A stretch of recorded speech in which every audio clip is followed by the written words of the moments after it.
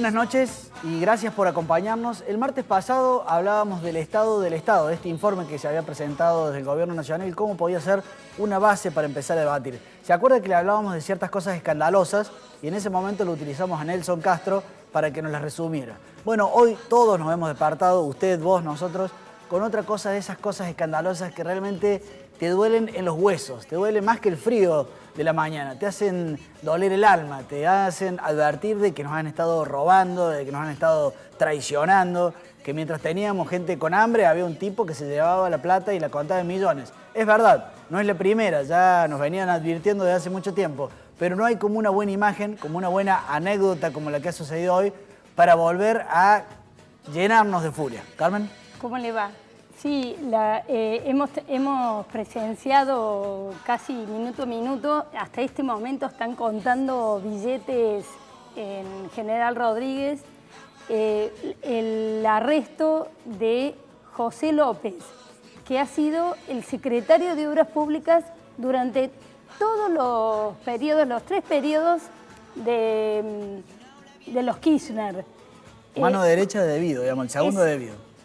Un hombre sumamente poderoso y clave en su posición y en su cercanía, tanto con Debido como con Cristina, pero especialmente con Debido. Esto que está aquí es su auto con billete. Bueno, usted lo está siguiendo porque si nos está viendo la tele, está viendo también los otros canales. Yo lo que les quiero, la primera reflexión que hago es, muchas veces hemos hablado aquí, hemos mostrado índices, no nos podemos olvidar los argentinos que estamos viviendo en uno de los 30 países más corruptos de la Tierra, digamos. Pero muchas veces los propios argentinos como que decimos, bueno, sí, será algunas zonas, pero historias como estas solamente pasan en una Argentina muy corrupta, digamos. Una Argentina que ya no se quedó con el 20% de un puente, de una ruta, sino que durante muchos años nos robaron en forma sistemática frente a nuestra cara y vendiéndonos como contracara el famoso relato. Es una organización delictiva, decimos nosotros, que esa plata es la que nos falta en el hospital, en la escuela, en Müller, en Argüello Norte. Esta arma ceba es la que tenía el señor también en su auto, José López. Guardada en el auto. Dicen que cada uno de estos fajos son más o menos 100.000, hasta tienen un sobrenombre que no lo recuerdo. Todo lo que rodea es mafioso.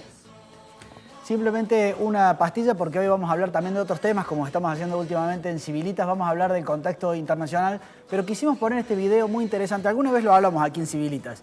Corrupciones como esta ocurren, hay un profesor en Harvard que supo traer Moreno Ocampo aquí a Argentina, que dijo, hay corrupción, es igual, dijo, cuando hay monopolio, más discrecionalidad, menos transparencia. Generó la fórmula de la corrupción.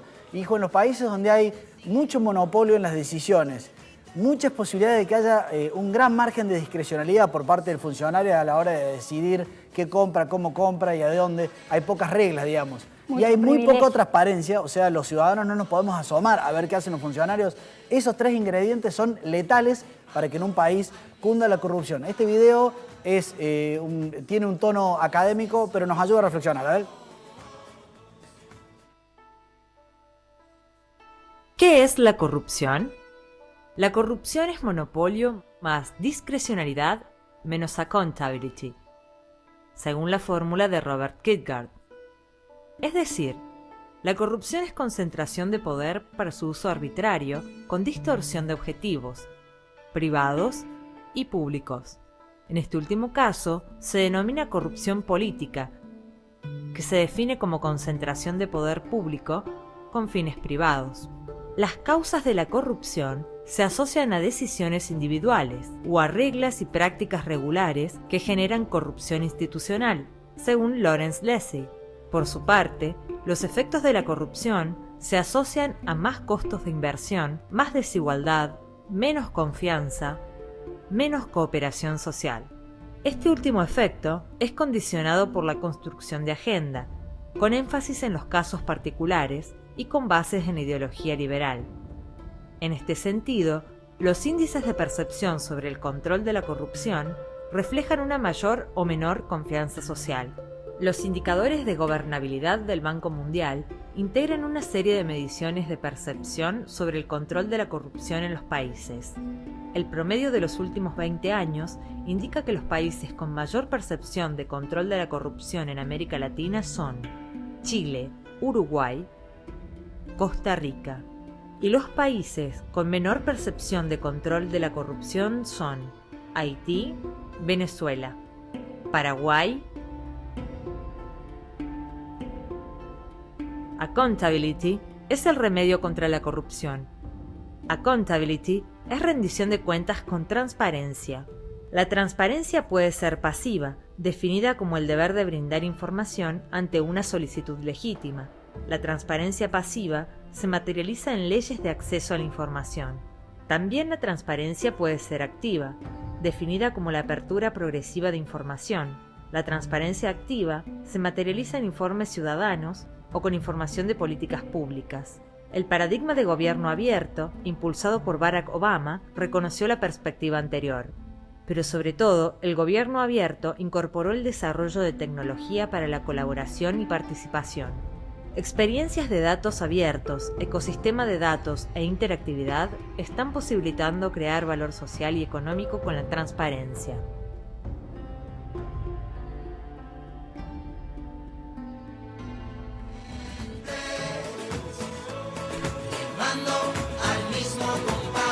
Bueno, en una noche de enojo, también de reflexión como este video, lo que nos habíamos propuesto con Carmen y con el equipo de Civilitas es no solamente quedarnos en el contexto nacional, sino mirar qué está pasando en el mundo. Porque en estos momentos hay algo que algunos podrían decir muy divertida en la elección de Estados Unidos. Yo diría muy preocupante, le pondría ese marco para que nos pongamos más en sintonía. Porque hay dos candidatos que finalmente han quedado y uno de ellos en particular que... macana, ¿no? Es un tipo que vale la pena analizarlo. Y para analizarlo juntos lo hemos invitado a Claudio Fantini. Gracias por venir, Claudio, como siempre. Por favor, gracias a ustedes por invitarme. Si te parece, antes de pedirte las primeras reflexiones, juntos veamos algunas de las frases, un pequeño video que rescata algunas de las frases más duras o más desopilantes o más raras de este candidato que se llama Donald Trump. A ver. I beat China all the time. When was the last time you saw a Chevrolet in Tokyo? When do we beat Mexico at the border? They're laughing at us. They're bringing drugs. They're bringing crime. They're rapists. The big lie, Obamacare. $5 billion we spent on a website. I hire people. They do a website. It costs me $3. Are you running? Are you not running? I am officially running for President of the United States. We need a leader that wrote The Art of the Deal. I will be the greatest jobs president that God ever created. Free trade can be wonderful if you have smart people, but we have people that are stupid. I like China. I just sold an apartment for $15 million to somebody from China. They have bridges that make the George Washington Bridge look like small potatoes. I don't need anybody's money. It's nice. I'm really rich. I love the Saudis. Many are in this building. Obama, a year ago, Yemen was a great victory. 2 weeks later, the place was blown up. We're dying. We're dying. We need money. Thank you, darling. But Mr. Trump, you're not a nice person. We don't need nice. That's true. But actually, I am. I think I am a nice person. We have losers. We have losers. I would build a great wall, and nobody builds walls better than me, believe me. Nobody would be tougher on ISIS than Donald Trump. We won't be using a man like Secretary Kerry, goes into a bicycle race at 72 years old and falls and breaks his leg. I won't be doing that. The American dream is dead. But if I get elected president, I will bring it back. Bigger and better and stronger than ever before, and we will make America great again. Thank you. Thank you very much. Bueno, muy bien. Uno podría decir, bueno, ¿y qué nos importa la elección de Estados Unidos? Bueno, es el principal país del mundo y lo que sucede en Estados Unidos indudablemente después repercute en la región, repercute en Argentina. Y este hombre, según muchos analistas, todo el tiempo decían, no, no va a llegar, no va a llegar, no va a llegar, y ahora todos los analistas dicen, che, ¿y si llega? Y capaz que llega, y llega nomás. Claudio, ¿cómo estás? ¿Qué tal? Muy bien, me parece un fenómeno interesante de analizar. Yo lo veo como, por un lado, una rebelión de las bases contra los establishment, tanto en el Partido Republicano como en el Partido Demócrata. En el Partido Demócrata se expresó esa rebelión con la durísima contienda que le ofreció a Hillary Clinton, que es establishment, Bernie Sanders, ¿no? Un hombre viejo, un veterano de la política, un hombre además con una trayectoria muy, muy respetable, pero de posiciones que lo convierten en una suerte de outsider, ¿no? Anacrónico. Claro, llega al punto de reivindicarse usando para describirse y usar la palabra socialista. Por cierto que el modelo de socialismo de Bernie Sanders no está en Cuba, sino en los países nórdicos, en Noruega, en Dinamarca. No obstante, es demasiado radical para lo que implica incluso el Partido Demócrata, que es un partido socialdemócrata, ¿no? En el caso de Donald Trump es también una rebelión mucho más fuerte, mucho menos lógica, porque Trump es un personaje grotesco, es un hombre muy vulgar, muy negligente, muy rudimentario, de una agresividad insultante. No hay forma de agarrarlo y encontrarle alguna respetabilidad. En rigor nunca uno se la pudo encontrar. Por ejemplo, si uno va por la Artigas de Punta del Este, donde están construyendo el Trump Building, ¿no? Bueno, desde hace años estaba primero el cartel gigantesco de él. Tiene una egolatría ridícula, ridícula. Se pone carteles gigantescos de él en países donde no se sabe quién es él. Ahora se sabe, pero cuando empezó a poner esos carteles en Uruguay nadie sabía quién era. Y hacía un reality es como show. un Chávez, ¿no? En algún punto te hace acordar de Chávez en el sentido del egocéntrico. Sí, yo lo veo mussoliniano también, como Chávez, en esa gesticulación exuberante, en esa agresividad, en eso de prometer que se va a llevar todo por delante. Me parece un fenómeno más comparable a lo que implicó Berlusconi en su momento en Italia, que fue el emergente grotesco de la caída de una dirigencia que desde la Segunda Guerra Mundial había conducido a Italia, incluso lo había conducido, sobre todo en términos económicos, muy exitosamente. El derrumbe de la coalición pentapartidaria, del Partido Demócrata Cristiano, del Partido Socialista de Pietro Nenni, o sea, las grandes instituciones políticas se desmoronaban. Bueno, y lo que surgieron de ahí fueron algunos personajes grotescos, ¿no? Ahora, Umberto Bossi en la Liga Lombarda y el propio Berlusconi con Forza Italia. Así todo, Berlusconi es todavía mucho más lógico, mucho menos grotesco. Y eso que es muy grotesco. Bastante. ¿No? Yo creo que es eso. Y una cosita más, Sebastián. Es también la carta norteamericana contra la globalización, que acá parece contradictorio, pero aparece el sueño chino, como amenaza me parece. Puede parecer contradictorio, Carmen, pero Trump es el rostro norteamericano de lo que es en España Podemos. Claro. Por ejemplo, parece absurdo. Sin embargo, es lo mismo. Esa propuesta de aislarse del mundo, de expulsar a los musulmanes, de expulsar a todos, de levantar un muro, ¿no? Que separe a los Estados Unidos del mundo, porque más allá de la cuestión mexicana, es a Latinoamérica, ¿no? Y es una metáfora del mundo, el muro. El muro no es solamente una torpeza tan burda como parece, es una metáfora monstruosa, ¿no? Es pero está respondiendo a una clase media, por supuesto, que hace ese reclamo. Los WASP. Eso te iba a preguntar justamente porque uno que se pregunta cuando aparecen este tipo de fenómenos, y sobre todo en Estados Unidos, digamos, esto es fruto de una ciudadanía muy cínica que dice, bueno, ya me cansé de los políticos, entonces mira, lo vamos a apoyar a este, o es más bien fruto de una ciudadanía no cínica, sino más ignorante, digamos, que ha llegado a ser tan superficial que capaz que se encandila. Me lo preguntaba también con los populistas, con algunos populismos que surgieron en América Latina. ¿Es una ciudadanía que se pasó de rosca o que se quedó tan superficial que compra la primera foto, digamos? Bueno, yo creo que acá hay dos elementos. Por un lado, está la radicalización del Partido Republicano. El Partido Republicano lleva mucho tiempo deslizándose hacia posiciones extremistas. Para mí, Trump es el más grotesco de los candidatos, es el más impresentable, pero no es el más extremista. Para mí era más extremista incluso Ted Cruz, ¿no? O Marco Rubio, ¿no? Eran fundamentalistas, era gente de una posición extremista, ¿no? La diferencia es que Marco Rubio y Ted Cruz son más presentables, el otro es más impresentable.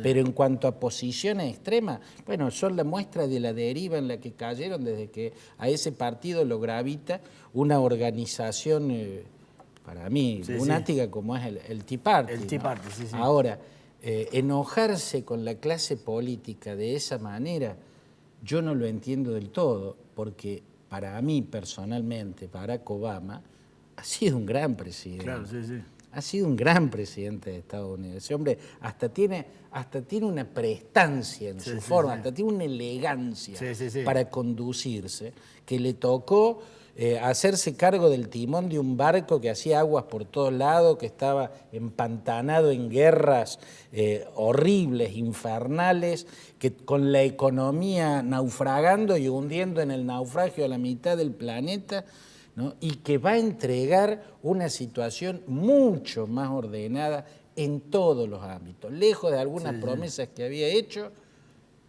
pero si uno compara, uno dice, yo no sé si no va a estar entre los mejores presidentes que ha tenido Estados Unidos.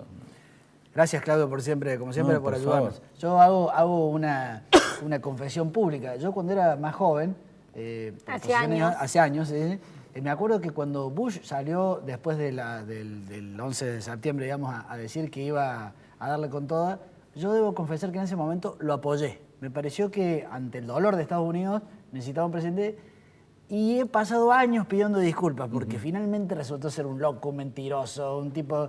Y un poco la vida me enseñó ahí que apoyar a los extremos nunca es bueno, digamos. Entonces, les digo esto porque seguir este tipo de personajes y en algún momento uno cae y dice, bueno, pero al final él dice la verdad. No, nunca hay que justificar a un loco de estos porque siempre te lleva por mal camino, digamos. Así es. Y todavía lo que está supurando el Oriente Medio todavía es la consecuencia del agujero negro que con tanta negligencia hicieron Bush hijo, Dick Cheney, Paul Wolfowitz, cuando mandaron ese virrey de pacotilla que era Paul Bremer, y era una negligencia tras otras, entre ellas disolver el ejército de Irak, lo que fue convertir eso en un agujero negro donde proliferaron las organizaciones de todas las calañas que hasta el día de hoy están haciendo correr sangre en todos los rincones del planeta. Gracias, Claudio. Carmen, ¿qué tenemos?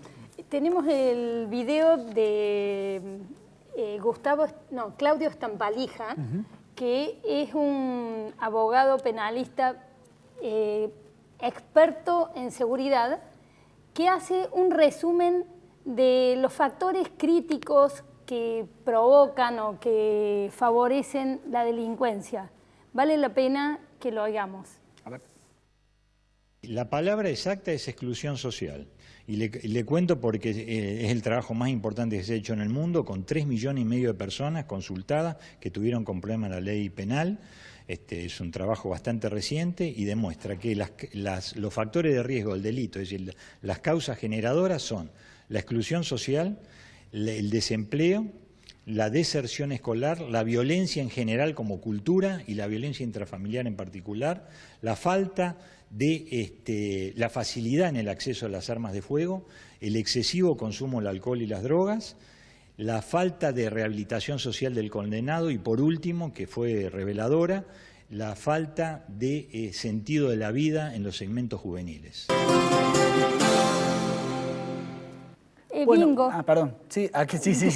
Tenemos casi todo, salvo que yo creo que la falta de sentido de la vida no es solo de los jóvenes, sino de todo Estampalija está asesorando al gobierno de la provincia de Córdoba.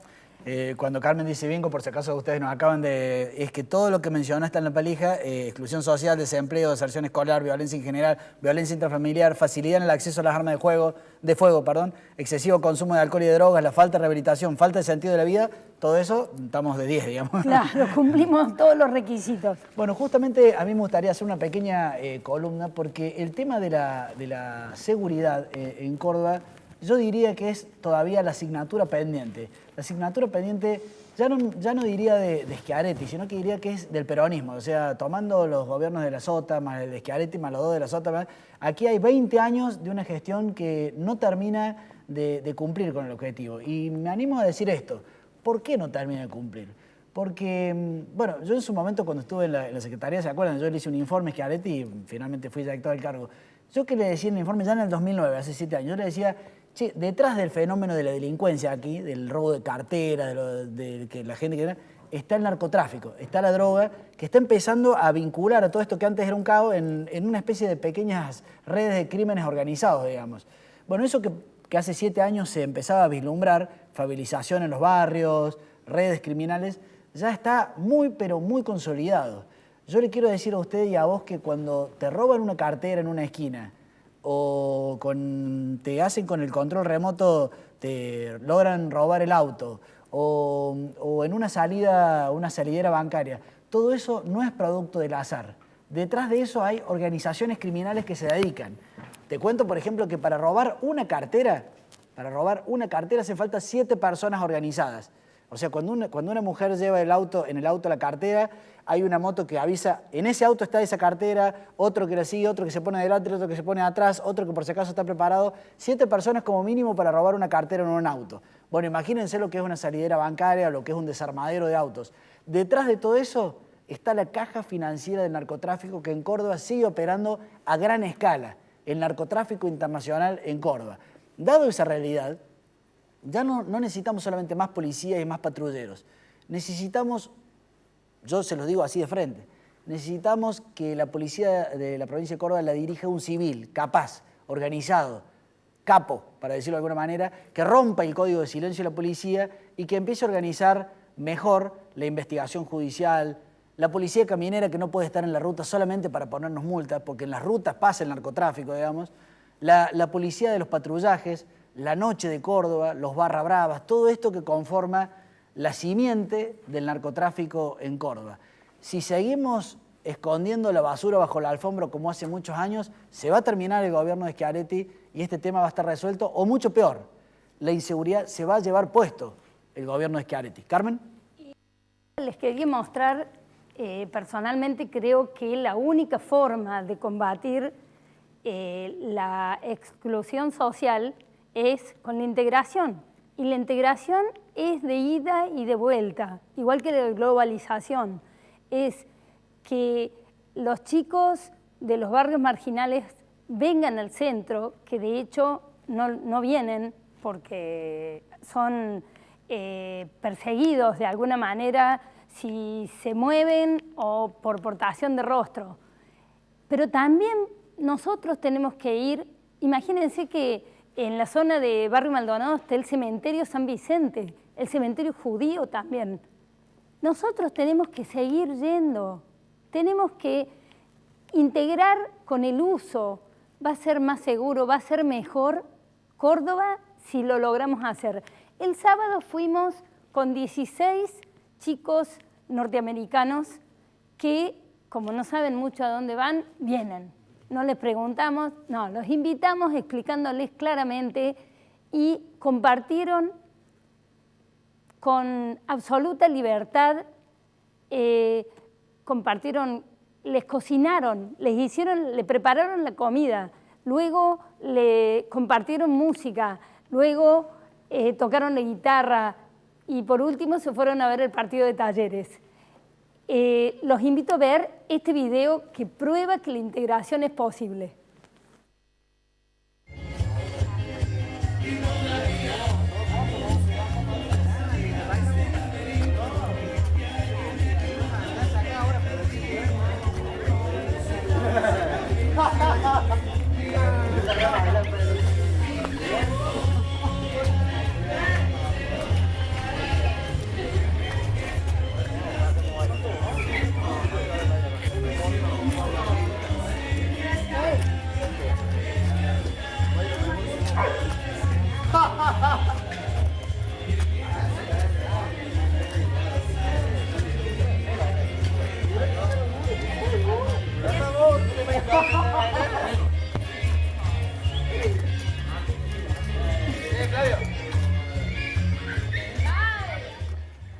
Bueno, muy bien. El encuentro de dos culturas allí en Barrio Müller, gracias a nuestra presidenta Carmen Álvarez. Ya nos vamos. Simplemente lo siguiente.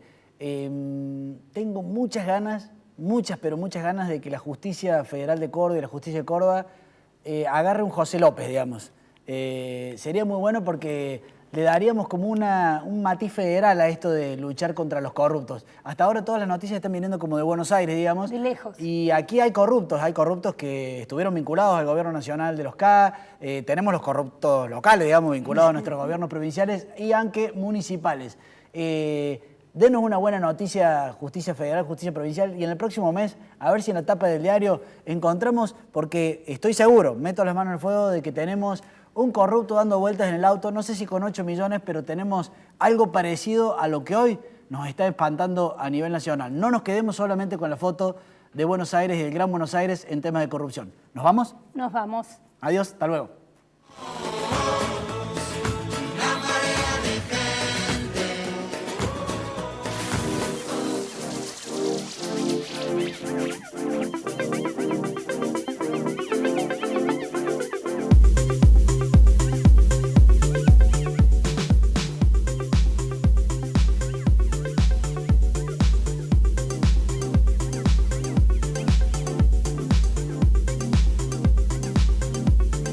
Autos sí, los autos evolucionan. El lugar donde encontrarlos también.